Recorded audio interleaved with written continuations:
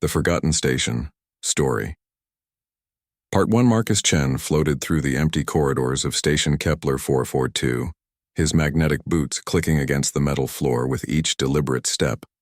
The ancient space station creaked around him like an old wooden ship, its hull expanding and contracting with the temperature changes as it drifted through the void between star systems. He had bought this forgotten relic for almost nothing at a salvage auction, and now he understood why nobody else had wanted it. The seller had been honest, at least. Half the life support systems were dead, the artificial gravity generator worked only in patches, and the reactor was running on fumes. It was the perfect place for a man who had given up on everything to spend his final days. Marcus had enough credits left for maybe 6 months of basic supplies, and after that, well, it wouldn't matter anymore. He pulled himself along the maintenance rail toward what used to be the station's observation deck.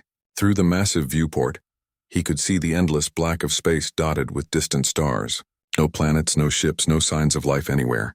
Just the way he wanted it. After losing his wife Sarah to the plague that swept through the colonies, and watching his daughter Emma die in the same hospital bed 3 days later, Marcus had no desire to be around other people.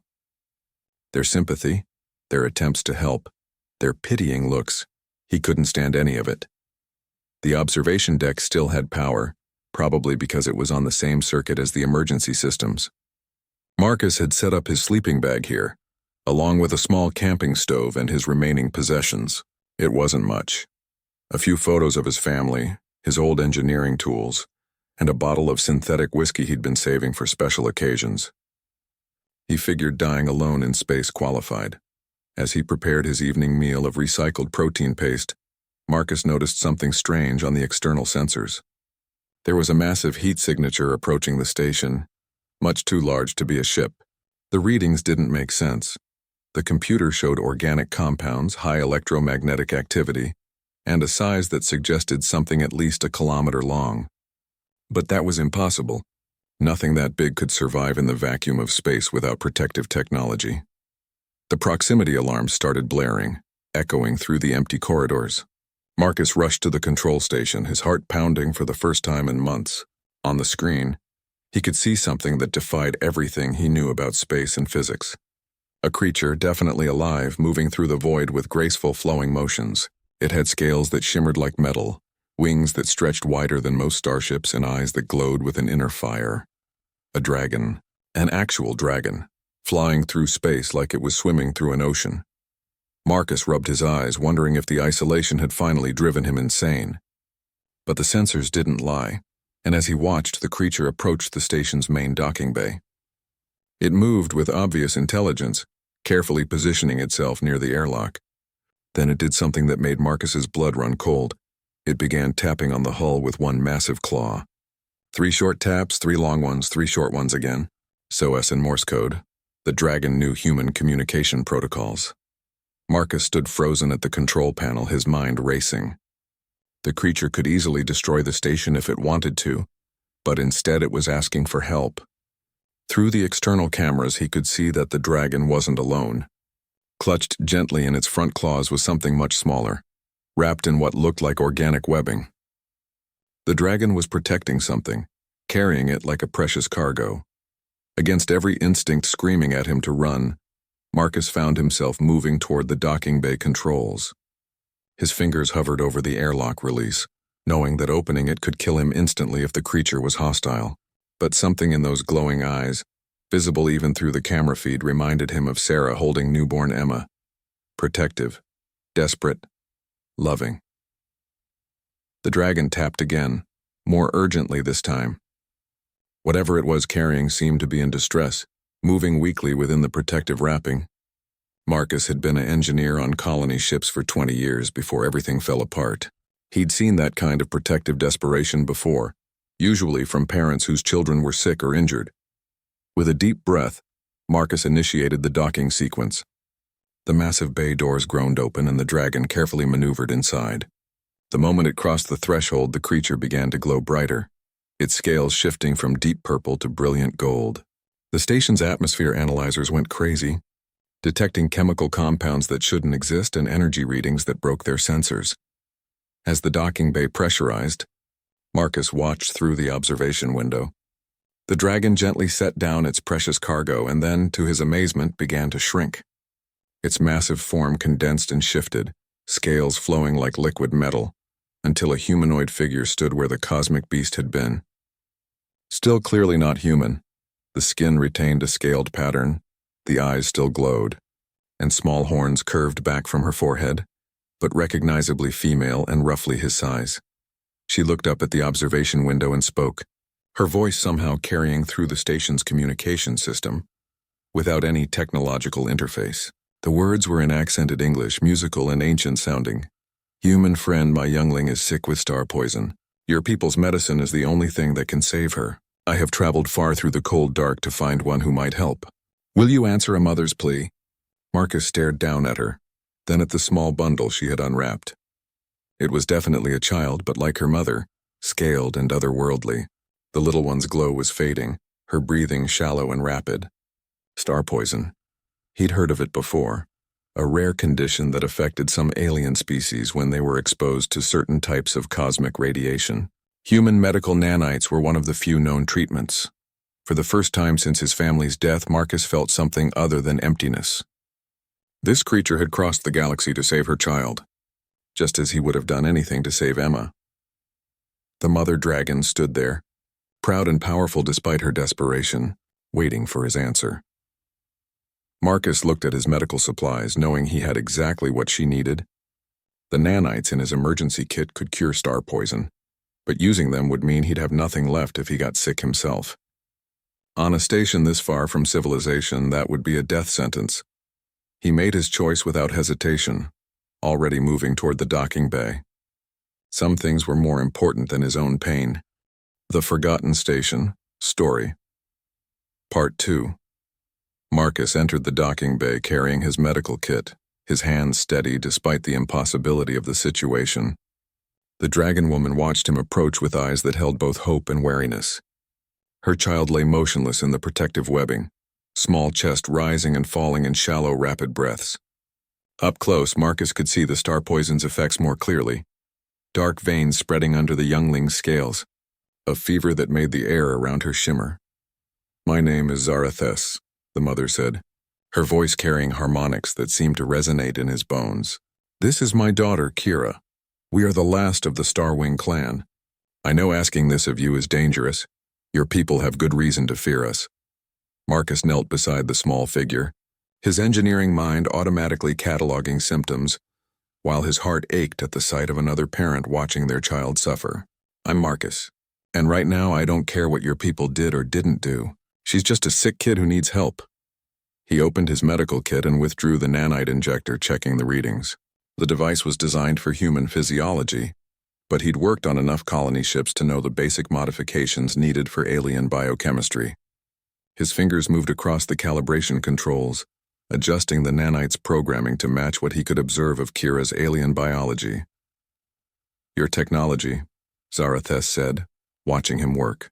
"It adapts so quickly. Most species develop treatments for their own kind only. Humans make medicine that learns. We learned to adapt after the plague hit the colonies," Marcus replied, carefully inserting the injection site. "Lost too many people because our medicine was too rigid. Now our nanites can modify themselves in real time." He paused, the memory of Sarah and Emma hitting him like a physical blow. Sometimes it's still not enough. The injection took only seconds, but Marcus monitored Kira carefully as the nanites began their work. The dark veins under her scales started to fade almost immediately, and her breathing became deeper, more regular. Zarathes made a sound like wind chimes mixed with a purr, relief evident even across species barriers. "She will live," Zarathes said, and for the first time since entering the station, she seemed to truly relax. "You have given me back the most precious thing in all the cosmos. How can I repay such a debt?" Marcus packed away his medical equipment, suddenly feeling the weight of what he'd just done. He'd used his only nanite supply to save an alien child, probably dooming himself if anything went wrong with the station's life support. But watching Kira's color return to normal, seeing her small hand curl around her mother's finger, he couldn't bring himself to regret it. "You don't owe me anything," he said. Any parent would have done the same. Zarathes tilted her head, studying him with those glowing eyes. "Your scent carries great sadness, Marcus Human. You have lost younglings of your own. The statement hit him like a punch to the gut. He turned away, not wanting her to see the tears that suddenly threatened. My wife and daughter. Plague got them both. That's why I'm out here. Didn't want to be around anyone anymore. And yet you saved my daughter without hesitation, Zarathus said softly. There is still much life in you, Marcus Human. Much love to give. Before Marcus could respond, alarms began blaring throughout the station. The proximity sensors were going crazy again. But this time they showed multiple contacts approaching fast. Marcus rushed to the nearest control terminal, Zarathus flowing behind him with inhuman grace. Consortium ships, Marcus said, recognizing the energy signatures. 3 heavy cruisers coming in fast. They must have detected your approach, Zarathus growled, a sound like distant thunder. They hunt my people. We are valuable to them. Our scales can be harvested for starship armor. Our fire can power their weapons. Our bones make excellent construction material. They have driven us to near extinction for profit. Marcus felt a familiar anger rising in his chest, the same rage he'd felt watching the plague spread through the colonies while the rich worlds hoarded the cure. The consortium, always ready to exploit and destroy for the sake of their bottom line. They can't know you're here, he said, his mind already working on solutions. The station's been dark for months, running silent. But if they scan closely, I will not hide while they threaten you, Zarathus said firmly. You saved my daughter. Honor demands I protect you. Honor's going to get us all killed, Marcus snapped, but he was already thinking like the engineer he'd once been. Wait, the station's old, but it's got some tricks. These used to be military research platforms before the consortium bought them and converted them to civilian use. Some of the original systems might still be functional. He led Zarathus to the station's central computer core, Kira cradled in her mother's arms. The child was awake now, looking around with curious eyes that held flecks of starlight. Marcus began pulling up system diagnostics, looking for anything that might help them. There, he said, pointing to a buried subroutine in the station's programming. Chameleon Protocol. It's designed to mimic a dead Hulk drifting in space. Kills all external lights, masks heat signatures, even projects false debris fields to explain any mass readings. But that will not hide my daughter and me, Zarathus said. Our life force burns too brightly to disguise. Marcus grinned for the first time in months, the old thrill of solving impossible problems coursing through him. That's where human engineering gets creative. The station's got emergency stasis pods in the medical bay. They're designed to put human patients in suspended animation for emergency transport. But I can modify them for dragon physiology. You'll be essentially invisible to their scans.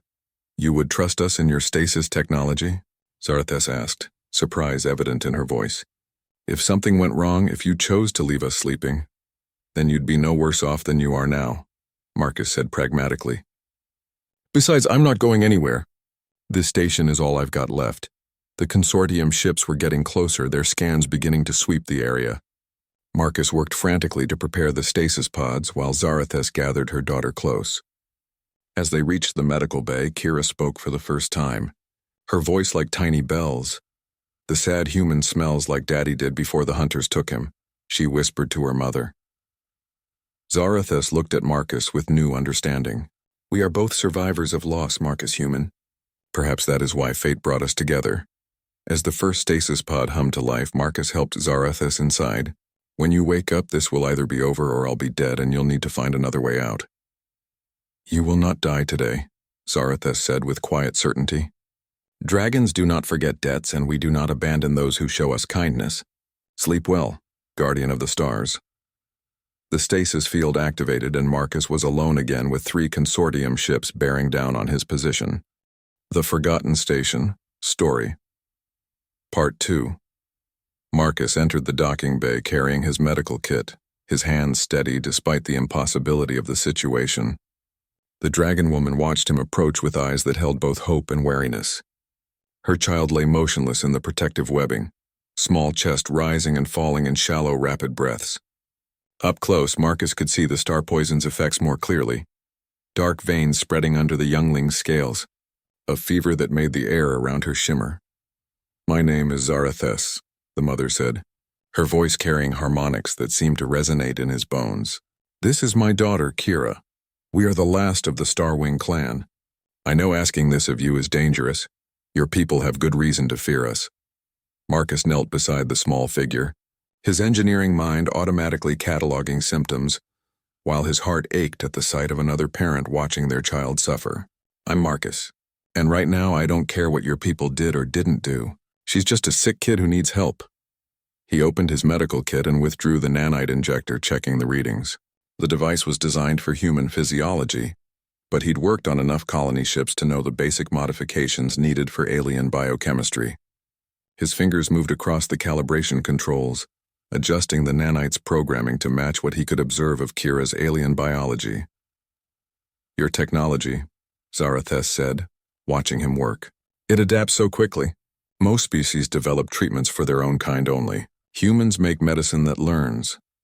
We learned to adapt after the plague hit the colonies, Marcus replied, carefully inserting the injection site. Lost too many people because our medicine was too rigid. Now our nanites can modify themselves in real time. He paused, the memory of Sarah and Emma hitting him like a physical blow. Sometimes it's still not enough. The injection took only seconds, but Marcus monitored Kira carefully as the nanites began their work. The dark veins under her scales started to fade almost immediately, and her breathing became deeper, more regular. Zarathes made a sound like wind chimes mixed with a purr, relief evident even across species barriers. She will live, Zarathes said, and for the first time since entering the station, she seemed to truly relax. You have given me back the most precious thing in all the cosmos. How can I repay such a debt? Marcus packed away his medical equipment, suddenly feeling the weight of what he'd just done. He'd used his only nanite supply to save an alien child, probably dooming himself if anything went wrong with the station's life support. But watching Kira's color return to normal, seeing her small hand curl around her mother's finger, he couldn't bring himself to regret it. You don't owe me anything, he said. Any parent would have done the same. Zarathes tilted her head, studying him with those glowing eyes. Your scent carries great sadness, Marcus Human. You have lost younglings of your own. The statement hit him like a punch to the gut.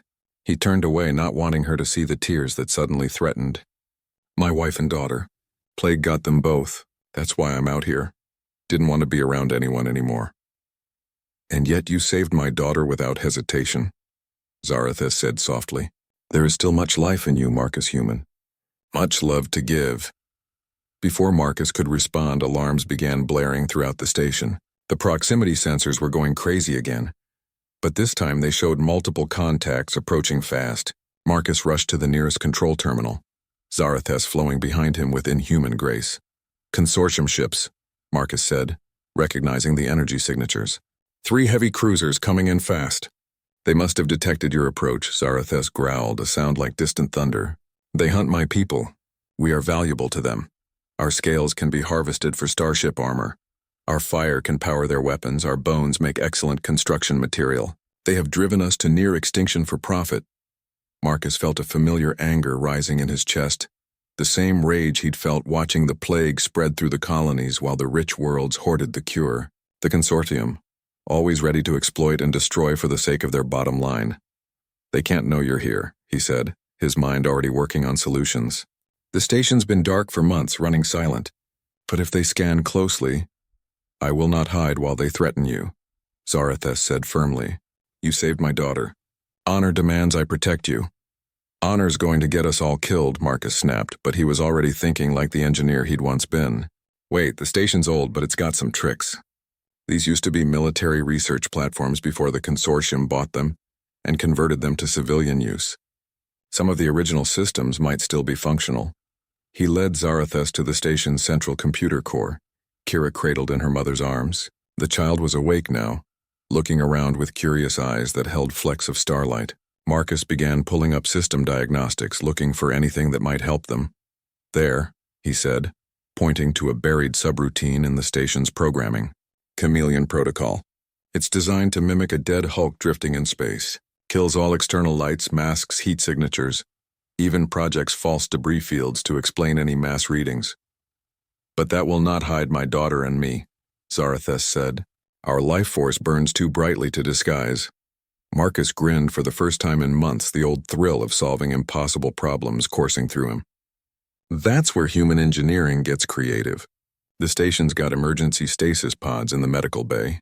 They're designed to put human patients in suspended animation for emergency transport. but I can modify them for dragon physiology. You'll be essentially invisible to their scans. You would trust us in your stasis technology? Zarathos asked, surprise evident in her voice. If something went wrong, if you chose to leave us sleeping, then you'd be no worse off than you are now, Marcus said pragmatically. Besides, I'm not going anywhere. This station is all I've got left. The consortium ships were getting closer, their scans beginning to sweep the area. Marcus worked frantically to prepare the stasis pods while Zarathos gathered her daughter close. As they reached the medical bay, Kira spoke for the first time, her voice like tiny bells. The sad human smells like Daddy did before the hunters took him, she whispered to her mother. Zarathos looked at Marcus with new understanding. We are both survivors of loss, Marcus human. Perhaps that is why fate brought us together. As the first stasis pod hummed to life, Marcus helped Zarathos inside. When you wake up, this will either be over or I'll be dead and you'll need to find another way out. You will not die today, Zarathos said with quiet certainty. Dragons do not forget debts and we do not abandon those who show us kindness. Sleep well, guardian of the stars. The stasis field activated and Marcus was alone again with 3 consortium ships bearing down on his position. The Forgotten Station. Story, Part 4. The particle beams carved through space like swords of pure energy, striking the consortium ships with devastating precision. The first salvo caught them completely off guard. They'd been expecting to face a derelict station, not a fully armed military installation. The smaller mercenary vessels exploded instantly, their shields and armor no match for weapons designed to crack battleship hulls. The Predator survived the initial assault, but barely. Marcus watched through the targeting display as emergency lights flickered across its hull, atmosphere venting from multiple breaches. Captain Muldrin's ship was wounded but not dead, and Marcus knew that made it even more dangerous. All units, Muldrin's voice crackled over the comm system, panic replacing his earlier arrogance. We are under attack by concealed military installation. Repeat, station is armed and hostile. Requesting immediate backup. Marcus felt the station shudder as return fire began impacting his hull. The Predator's weapons were designed for ship-to-ship combat, much heavier than anything the old station's shields could handle. Warning lights flashed across his control panels as power conduits overloaded, and hull breaches vented precious atmosphere into space. Above him, he could hear the boarding party moving with new urgency, their methodical search becoming a desperate scramble. They knew their ship was in trouble, knew they needed to either take control of the station or get back to their vessel before it was destroyed. Computer, status report on hostile vessel, Marcus commanded, trying to keep his voice steady as the station bucked around him. Consortium Heavy Cruiser Predator is operating at 43% efficiency, the AI responded. Hull breaches detected in sections 7 through 12. Primary engines offline. Estimated time to weapons failure, 8 minutes. Marcus had 8 minutes to finish this before the Predator either destroyed his station or managed to escape to bring back reinforcements. He began charging the particle beams for another salvo, but the damaged power grid was struggling to provide enough energy. That's when he heard the plasma cutter working on the blast doors above him. The boarding party had found the entrance to the lower levels. In moments they'd be down here with him, and his desperate gamble would be over. Marcus drew the sidearm he'd carried during his Navy days, checking the charge. It had been months since he'd even thought about the weapon, but muscle memory took over as he took cover behind one of the particle beam generators. The blast door exploded inward, and consortium troopers in full combat armor poured through the opening. Target acquired, one of them shouted, raising a heavy assault rifle. Human male, armed and hostile. Marcus fired first, his shots precise and deadly accurate. Navy training never really left you, apparently. The first trooper went down, his armor no protection against military-grade energy weapons. But there were 5 more behind him, and Marcus was outnumbered and outgunned. The firefight was brief but intense. Marcus used the massive machinery as cover, ducking behind particle beam housings and power conduits while return fire sparked off metal and shattered crystal focusing elements. He managed to take down 2 more troopers, but a lucky shot from their leader caught him in the shoulder, spinning him around and sending his weapon flying. Surrender, human, the squad leader commanded, stepping over his fallen comrades with his rifle trained on Marcus. You've caused enough trouble for one day. Marcus clutched his wounded shoulder, blood seeping between his fingers. Through the pane, he could see the charging indicator for the particle beams. Only 30 seconds until they were ready to fire again. 30 seconds to end this and save Zarathes and Kira. You know what's funny? Marcus said, struggling to his feet. I came out here to die. Didn't much care how or when. But now I've got something to live for again. The trooper's finger tightened on his trigger. Time's up, hero. That's when the temperature in the room suddenly spiked and Marcus smelled something like cinnamon and sulfur burning. The trooper spun around, weapon raised, just in time to see Zarathes emerge from the ventilation shaft behind him. She'd awakened from stasis somehow, left her daughter safe in the medical bay and come to find him. She was magnificent and terrifying in equal measure. Her scales had shifted to battle configuration, overlapping plates of organic armor that gleamed like polished steel.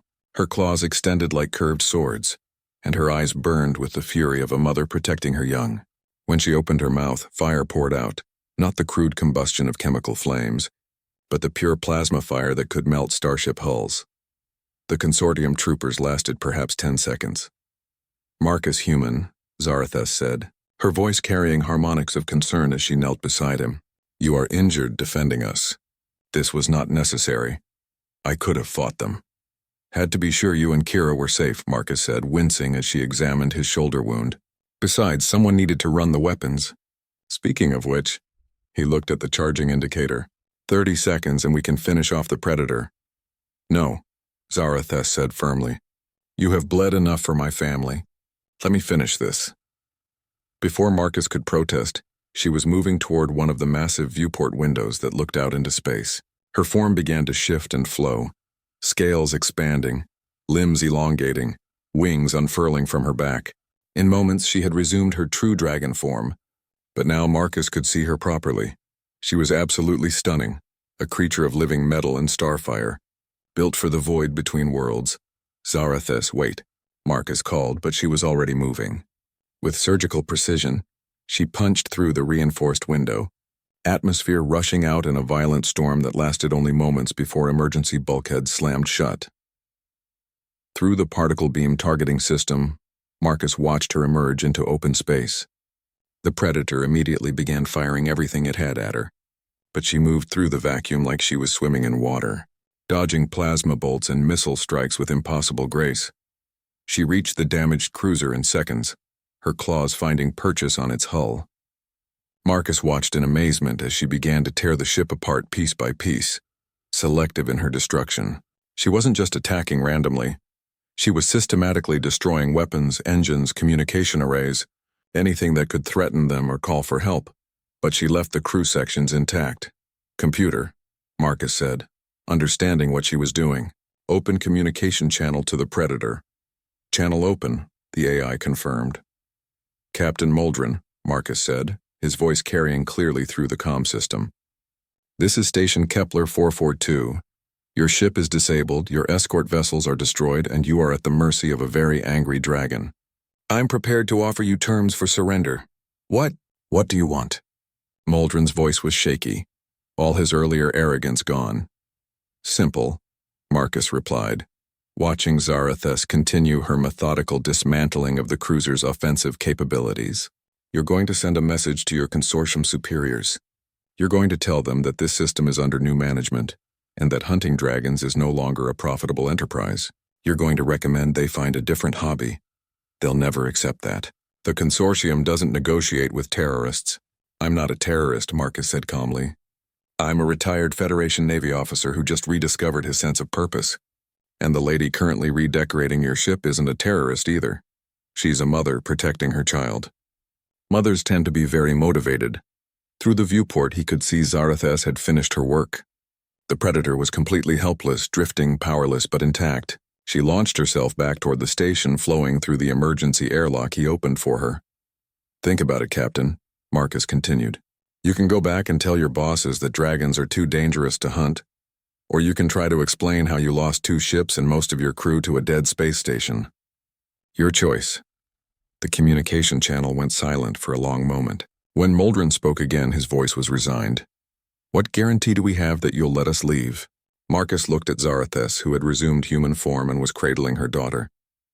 Kira was awake and smiling, her eyes bright with recovered health. You have my word as a Federation officer, Marcus said, and you have a mother's promise that if you ever threaten her child again, she will hunt you across the galaxy and show you exactly why your people should fear dragons. The Predator limped away an hour later, its crew probably already composing their report on why dragon hunting was no longer cost-effective. The Forgotten Station. Story. Part 5. 3 weeks after the battle with the consortium ships. Marcus stood in what used to be the station's abandoned hydroponics bay, watching Kira chase floating spheres of water through the zero-gravity section. The little dragon girl had adapted to station life with the enthusiasm only children could manage, turning maintenance shafts into playground tunnels and treating the observation deck like her personal space-watching theater. She is happy here, Zarathus observed, floating nearby with that graceful control all her people seemed to possess. I have not seen her laugh so much since before the hunters killed her father. Marcus nodded, though part of him still couldn't quite believe this was his life now. A month ago, he'd been preparing to die alone in the void. Now he was hosting alien refugees in a station that was slowly transforming into something resembling a home. The changes had started small. Zarathus possessed an intuitive understanding of technology that bordered on supernatural. She could interface with the station's systems directly through some kind of bioelectric field, communicating with the computer core like it was another living thing. Under her influence, the old station had begun to repair itself. Dead systems coming online, broken conduits healing like living tissue. I've been thinking, Marcus said, watching Kira transform briefly into her dragon form to catch a water sphere in her tiny claws. The consortium will eventually figure out that the Predator wasn't lying about what happened here. When they do, they'll come back with bigger guns. Yes, Zarathus agreed calmly. They will bring weapons designed specifically to kill my kind. Fire-suppressant gases, electromagnetic pulse generators, gravity wells to prevent flight. They have made an art of destroying what they do not understand. So we need allies, Marcus continued. The Federation still has some pull in the outer systems, and there are independent colonies that have no love for the consortium. If we could get word out about what's happening to your people. Zarathus turned to look at him, her expression thoughtful. You speak as though you plan to stay and fight with us. But this is not your war, Marcus Human. You have already given us more than any debt would require. Marcus was quiet for a moment, watching Kira attempt to teach a maintenance robot how to play zero-gravity tag. The little dragon seemed to think the robot was just a very slow-learning friend, chattering to it in a mixture of English and her own musical language. I told you about my wife and daughter, he said finally. What I didn't mention was the last thing Sarah said to me before the plague took her. She was delirious, burning with fever, but she grabbed my hand and made me promise something. What did she ask of you? Zarathus asked softly. She said, don't let the sadness win, Marcus. Don't let it make you forget that there's still good worth protecting in the universe. I thought I'd failed that promise when I came out here to die. But then you showed up with Kira, and I remembered what it felt like to have something worth fighting for. Zarathus drifted closer, her hand finding his. Her skin was warm, almost feverish, but her touch was gentle. Your Sarah was wise. The sadness is a hunter too, just like the consortium. It stalks those who have lost much, trying to convince them that hope is foolish. Speaking of hope, Marcus said, I've been working on something that might give us an edge if the consortium comes back. The station's old military database had some interesting files hidden in its archives. Apparently, this place used to be a test site for experimental communication technology. He led her to the command center, where he'd been working on modifications to the station's long-range transmitters. Banks of equipment hummed with power, and holographic displays showed complex mathematical formulas that seemed to bend the very concept of space and time. Quantum entanglement communication, Marcus explained. Instantaneous transmission across any distance, completely undetectable by conventional sensors. The Federation was working on it during the border wars, but the project was classified above my clearance level. Took me 3 weeks to figure out how to make it work. And you have used this technology to contact your people? Zarathus asked, studying the displays with interest. Better than that, Marcus grinned. I've contacted everyone. Federation Navy, Independent Colonial Alliance Free Traders Union, even some of the sector governors who've been quietly opposing consortium expansion. Turns out, a lot of people have been waiting for someone to make the first move against the dragon hunters. As if summoned by his words, the communication system chimed with an incoming priority message. Marcus accepted the connection, and a familiar face appeared on the holographic display. Admiral Rebecca Torres, his old commanding officer from the Navy. "Marcus Chen," she said, her weathered face breaking into a grin. "I should have known you'd be at the center of whatever's stirring up the outer rim. When your message came through quantum channels we thought were still classified. Half the Admiralty wanted to court-martial you. The other half wanted to give you a medal." "Admiral Torres," Marcus said, straightening unconsciously into military posture. "I wasn't sure the Navy would still consider me one of theirs." "Son, once Navy, always Navy. And what you're doing out there? Protecting refugees from consortium predators? That's exactly what the Federation stands for. Problem is, we can't officially support you without triggering a sector-wide war." "Understood, ma'am. I wasn't asking for official support." Torres's grin widened. "Which is why I like you, Chen. You always did know how to read between the lines. Check your long-range sensors in about 6 hours. You might notice some unusual debris patterns in nearby systems. Mining accidents, you understand. Very tragic. A lot of valuable equipment just floating around waiting for someone to salvage it." The transmission ended, leaving Marcus and Zarathes looking at each other in amazement. "Mining accidents?" Zarathes asked. "Military supplies," Marcus translated. "Weapons, shields, probably some personnel who are officially on leave, but happen to know how to operate advanced defense systems. Torres can't send official help, but she can make sure we have what we need to hold our ground." Over the next few hours, similar messages came in from across the sector. The Independent Colonial Alliance offered medical supplies and refugees from destroyed dragon clans who had nowhere else to go. The Free Traders Union promised to spread word about safe haven at Station Kepler 442 throughout their network. Even some of the corporate executives who competed with the consortium sent encrypted messages offering discreet support. "We're going to need more space," Marcus said, watching the flood of incoming communications. "This station wasn't built to house refugees and resistance fighters." "That can be arranged," Zarathes said mysteriously. "My people have skills your engineers might find useful. We do not build with metal and plastic alone." Before Marcus could ask what she meant, proximity alarms began sounding throughout the station, but this time the readings showed something wonderful instead of terrifying. Ships were approaching, dozens of them, but they were broadcasting friendship codes and carrying refugees instead of weapons. The first to arrive was a battered transport ship carrying 3 dragon families who had escaped a consortium raid on their home system.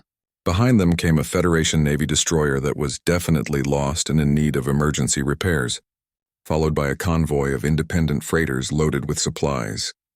Marcus stood in the observation deck, watching the impossible flotilla dock with his little station.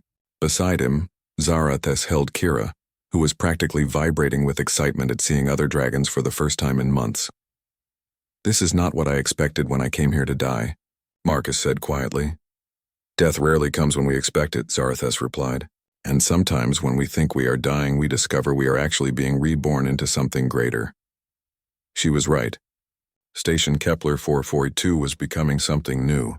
Not just a refuge, but a symbol of resistance against those who would destroy entire species for profit.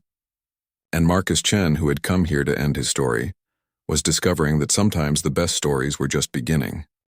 The Forgotten Station.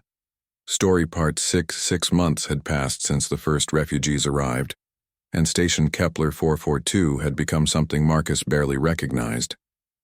What started as a derelict platform drifting in empty space had transformed into a thriving community. The dragons had indeed possessed construction skills that human engineers found useful.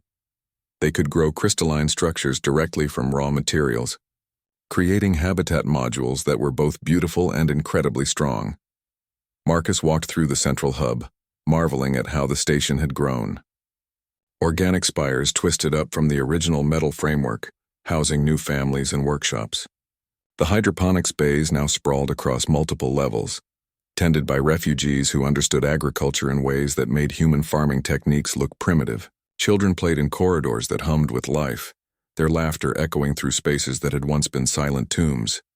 Marcus called Captain Sarah Kim, jogging to catch up with him. She was officially on extended medical leave from the Federation Navy, but had somehow ended up commanding the station's defense fleet. "We just got word from the outer sensor grid. Consortium task force approaching. Looks like they finally decided to take us seriously." Marcus felt his stomach tighten. They'd known this day would come. For months, their little haven had been growing, spreading word throughout the galaxy that the dragon hunts could be stopped. The consortium couldn't ignore that kind of challenge to their authority forever. "How many ships?" he asked, already heading for the command center. 12 vessels, including 2 dreadnoughts. "They're not messing around this time," Sarah replied grimly. "But Marcus, there's something else. We're detecting human life signs aboard several of the ships, not just crew but passengers. They're bringing people from the colonial worlds, probably as shields to prevent us from fighting back too hard." Marcus cursed under his breath. The consortium had learned from their previous encounters. They knew the humans at the station wouldn't risk civilian lives, even to protect themselves. In the command center, Zarathes was already coordinating with the other dragon leaders. Her daughter Kira sat nearby, now almost twice the size she'd been when they first arrived, practicing small transformations under the watchful eye of Elder Morden, the oldest dragon to reach the station. "They seek to use your people's compassion against you," Morden rumbled, his ancient voice carrying the weight of centuries. "It is an old tactic, but effective. How do you propose to respond?" Marcus studied the tactical displays, his mind racing through possibilities. The station's defenses had been greatly improved over the months. More particle beam emitters, shield generators that incorporated dragon biotechnology, and a small fleet of ships crewed by volunteers from across the sector. But against a full consortium task force with human shields, their options were severely limited. "We could try to evacuate," Sarah suggested. "Get the non-combatants out through the quantum tunnels we've been building." "No," Zarathes said firmly. "If we run now, the consortium will learn they can drive us from any safe haven by threatening innocents. Every dragon clan in the galaxy will be at their mercy." "Then what do you suggest?" Marcus asked. "We can't fight them while they're using human civilians as shields." Zarathes looked at her daughter, then at the other dragons gathered around the command center. Something passed between them, a communication that went beyond words, carried through harmonics and bioelectric fields that humans couldn't perceive. "There is another way," she said slowly. "But it is dangerous, and it will require absolute trust between your people and mine." Elder Morden nodded approvingly. "The Great Sharing. It has not been attempted in 1,000 years, not since my grandfather's time." "What's the Great Sharing?" Marcus asked, though something in Zarathes's expression made him both hopeful and terrified. "Dragons can bond temporarily with other sapient species," Zarathes explained. "Share our abilities, our strength, our fire. But it requires complete trust on both sides, and the process is intense. Many who attempt it do not survive the experience." Marcus stared at her. "You're talking about turning humans into dragons?" "Not transforming," Mordun corrected. "Joining. For a brief time, human and dragon would share the same consciousness, the same power. You would retain your intelligence, your personality, but gain our ability to survive in vacuum, to fly between the stars, to breathe fire that can melt starship hulls." "And the risk?" Sarah asked pragmatically. "The bonding can burn out the human nervous system," Zarathes admitted, "or the dragon consciousness might overwhelm the human mind. In either case, death is likely, but those who survive the joining become something greater than either species alone." Marcus looked around the command center at the faces watching him, humans and dragons who had built something incredible together. Children like Kira who represented hope for both their people's futures. The approaching consortium fleet would destroy all of it, turn their refuge into another hunting ground. "How many dragons would be willing to attempt this bonding?" he asked. "Every adult among us," Elder Morden replied without hesitation. "We have lived as prey for too long. Better to die fighting as equals than to spend our remaining years hiding in the dark between stars." "And humans? How many volunteers would we need?" Captain Kim stepped forward. "I'll do it. Half my crew will probably volunteer as well. We didn't come here to run from a fight." One by one, other voices joined hers. Federation officers, colonial militia, even some of the civilian refugees who had lost family to consortium raids. Within minutes, Marcus had more volunteers than there were dragons to bond with. "I want to be clear about what we're asking," Marcus said, his voice carrying to every corner of the command center. "This is probably a one-way trip for most of us. Even if the bonding works, even if we drive off the consortium fleet, there's no guarantee we'll survive the separation afterward." "Marcus human," Zarathes said softly. moving to stand beside him. When I first brought my daughter here, I was prepared to die if it meant she might live. Now you offer the same sacrifice for all our children. How could any of us refuse such courage? The consortium task force was 4 hours out when the bonding ceremony began. Marcus had volunteered to pair with Zarathes, despite her protests that he was too important to risk. Elder Morden would join with Captain Kim, while other dragon-human pairs prepared throughout the station. The process itself was like nothing Marcus could have imagined. Zarathes placed her hands on either side of his head, her skin growing warm as bioelectric fields began to build between them. He felt her presence in his mind, not invasive but welcoming, like being invited into a warm home on a cold night. Then the transformation began. Fire raced through his veins, but it was life-giving rather than destructive. His bones strengthened, his muscles expanded. His skin took on a scaled pattern that gleamed like polished metal. Most incredible of all, he felt Zarathes's memories joining with his own.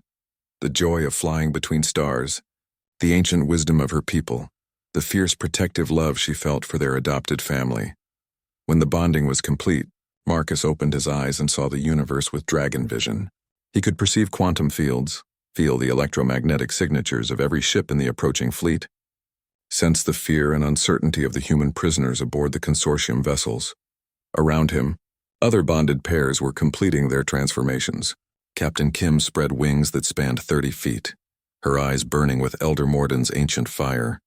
Lieutenant Torres had bonded with young Shenkar and was testing claws that could cut through starship armor. Each joining had created something unique, a fusion of human determination and dragon power. "Are we ready?" Marcus asked, his voice harmonizing in frequencies that spoke directly to the souls of his people. The response was unanimous, not spoken, but felt through the bioelectric network that now connected all the bonded pairs. They moved as one toward the launch bays where the vacuum of space awaited. For the first time in history, humans would fight alongside dragons as equals, defending not just a station but a dream of what the galaxy could become when courage overcame fear. The Forgotten Station, Story. Part 7. The battle for Station Kepler 442 began not with weapons, but with a transmission that would be remembered throughout the galaxy for generations to come. As the consortium task force approached, Marcus floated in the vacuum between worlds, his dragon-enhanced form radiating power that made him visible to every sensor in the fleet. "Attention consortium vessels." His voice carried across all frequencies, harmonizing in tones that spoke to something deeper than mere hearing.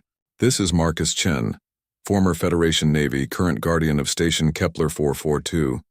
You are approaching a sanctuary protected by beings you have hunted to near extinction. We offer you one chance to withdraw peacefully."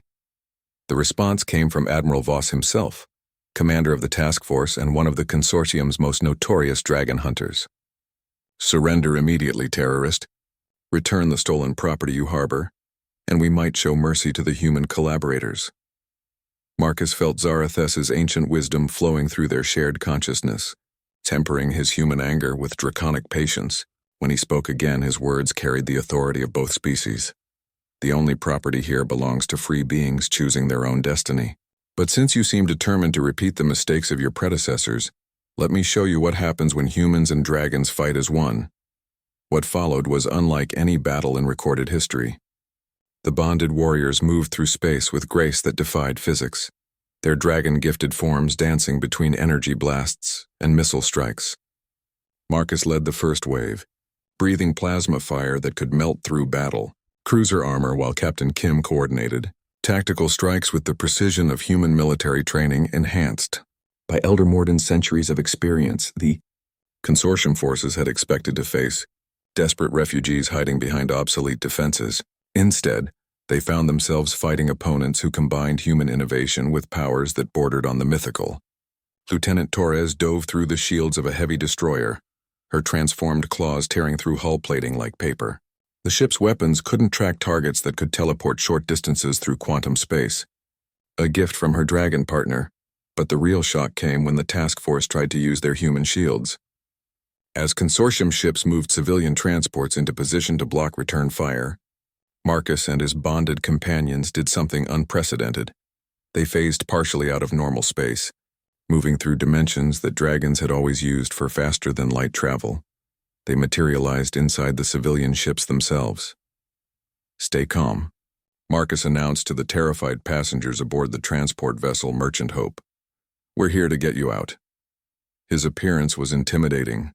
Scales that gleamed like living metal, eyes that burned with inner fire, claws that could slice through starship hulls. But his voice carried human compassion that the civilians could recognize. The rescue was swift and precise. Bonded warriors appeared throughout the civilian vessels, gently but firmly evacuating passengers to escape pods that were immediately collected by station defense craft. In less than 20 minutes, the consortium's human shields had been removed from the equation entirely. Admiral Voss, watching his carefully planned strategy collapse, made a desperate decision. "All ships target the station directly. If we can't use the civilians as shields, we'll just have to accept some collateral damage." The concentrated firepower of 12 consortium warships should have been enough to reduce Station Kepler 442 to scrap metal. But as the energy beams and missiles converged on their target, something extraordinary happened. Every dragon on the station, from the smallest youngling to the ancient elders, joined their power in a shield that encompassed the entire facility. The station blazed like a new star, surrounded by a barrier of pure life force that turned incoming fire into harmless light. Children who had been evacuated to the emergency shelters watched in wonder through reinforced viewports as their home became a beacon of hope visible across the star system. "Impossible," Admiral Voss whispered, staring at sensor readings that made no scientific sense. "Nothing can generate that much energy." "You still don't understand," Marcus said, appearing suddenly on the consortium flagship's bridge through another quantum translation.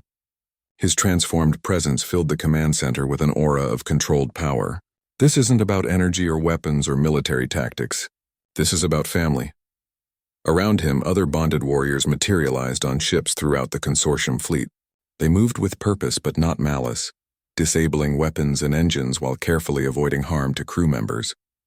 Captain Kim appeared on the bridge of the second dreadnought, her wings folded, but her presence unmistakable.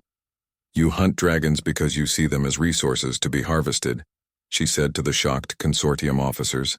"But we see them as people, partners, family, and family protects family." The battle was over in less than an hour. Not a single consortium ship was destroyed. Not a single crew member killed, but their entire task force had been rendered helpless. Weapons disabled, engines offline, floating dead in space while their intended victims offered them emergency life support. Admiral Voss found himself alone with Marcus on his flagship's bridge, his senior officers having been gently relocated to other parts of the ship. The Admiral was a large man, accustomed to intimidating others through physical presence and the authority of his position. But facing a human who had bonded with an ancient dragon, he felt very small. "What do you want?" he asked, his voice barely steady. "I want you to go back to your consortium masters," Marcus replied calmly. "I want you to tell them that the dragon hunts are over. Not just here, but everywhere. Every time they send hunters after our people, we'll be waiting. Every time they try to turn sapient beings into commodities, they'll face the combined fury of two species who have learned to fight as one. They'll never accept that. The consortium's profits from dragon harvesting are too significant." Marcus smiled, and for a moment Admiral Voss could see both human compassion and draconic power in that expression. "Then they'll have to find a new business model, because the old one just became unprofitable." As the disabled consortium ships limped away from the system, Marcus floated in space watching them go. Around him, other bonded warriors were beginning the delicate process of separation, human and dragon consciousness carefully untangling after their brief unity. Some would not survive the process. The joining had always been dangerous. But those who did would carry a piece of their partner with them forever, creating bonds between species that could never be broken. Zarathus appeared beside him as their own separation neared completion.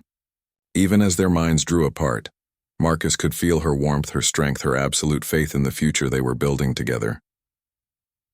"It is finished," she said softly. "The hunters will think twice before coming here again."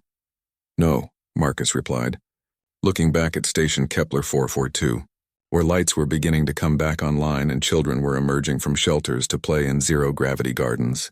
"It's just beginning. Word of what happened here will spread across the galaxy. Other species who have been hunted, other refugees who need sanctuary, they'll know they have a place to go.